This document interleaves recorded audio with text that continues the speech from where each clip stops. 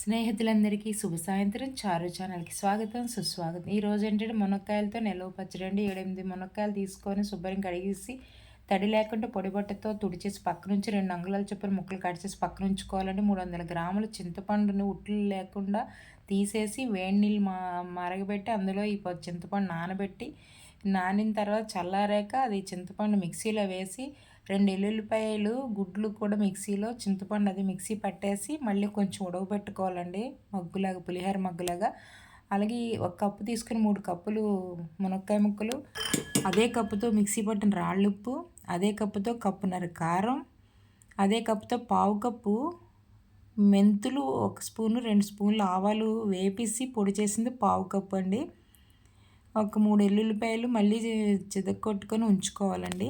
300 గ్రాములు వేరుశెనగ పిక్కలు నూనె వేసి నూనె మరిగాక ఈ ముక్కలు కట్ చేసిన మునక్కాయ ముక్కలు వేపేసి పక్కన ఉంచుకోవాలి. మరీ ఎక్కువగా ఆపకూడదు. జస్ట్ ఒక 2 మినిట్స్ అలా వేపుకొని పక్కన ఉంచుకొని 2 స్పూన్ల ఆవాలు, 1 స్పూన్ మెంతులు అది స్కిప్ అయిపోయింది. 4, 5 ఎండుమిరపకాయలు కట్ చేసి వేసుకోవాలండి.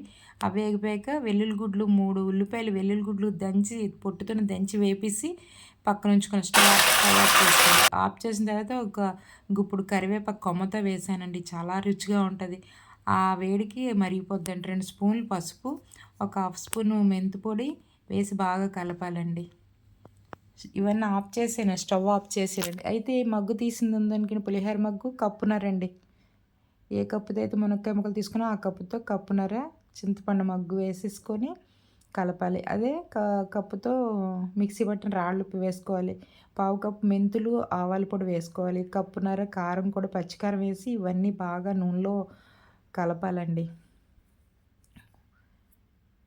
కొలతలు మళ్ళీ గుర్తున్నాయండి. 3 కప్పులు మునక్కాయ ముక్కలు, కప్పున్నర కారం, కప్పున్నర చింతపండు మగ్గు ఉడకబెట్టి తీసింది. తర్వాత 300 గ్రాముల నూనె, సరిపోతే ఇంకొంచెం వేసానండి. ఒక గ్లాసు నూనె, అదే రాళ్ళుప్పు కప్పు అవి వేసి బాగా కలిపాక ఏపిన మునక్కాయ ముక్కలు కూడా వేసేసి అన్నీ బాగా కలపాలండి. చూడండి ఎంత బాగా కనిపిస్తుంది. చూస్తుంటేనే నోరు ఊరేస్తుందండి.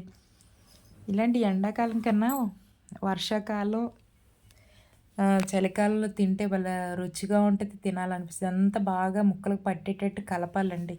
ఎక్కువసేపు కలపాలి. వీడియో పెద్ద అవుద్దని షార్ట్ చేశాను.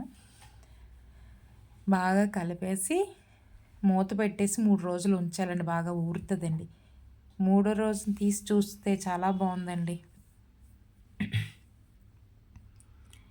3 రోజులు మూత పెట్టేసి ఉంచేసి మూత తీసి చూస్తే చూడండి ఎంత బాగా బాగా ఊరిందో ముక్క. చూడండి వడిలింది ముక్క. గ్రీన్గా ఉన్నది లైట్ ఎల్లో కలర్లో వచ్చింది మునక్కాయ ముక్క. అందులో వెల్లుల్లి కానీ కరివేపాకు కానీ చాలా రుచిగా ఉంటుందండి. ఎండుమిరపకాయలు కూడా ఊరు భలే ఉంటాయండి. అప్పుడు అది తీసి ఒక డబ్బాలో స్టోర్ చేసుకొని వర్షాకాలం, చలికాలం తింటే భలే ఉంటుంది చూడండి. పచ్చి ఉల్లిపాయ ముక్కతో నంచుకుంటే ఎనభై ఎందుకు మంచిదండి. మీరు ఇలాగే చేస్తారు మునక్కాయ పచ్చడి. ఎలా చేస్తారో కామెంట్ చేయండి. Please like, subscribe, share. Please support me. Thank you.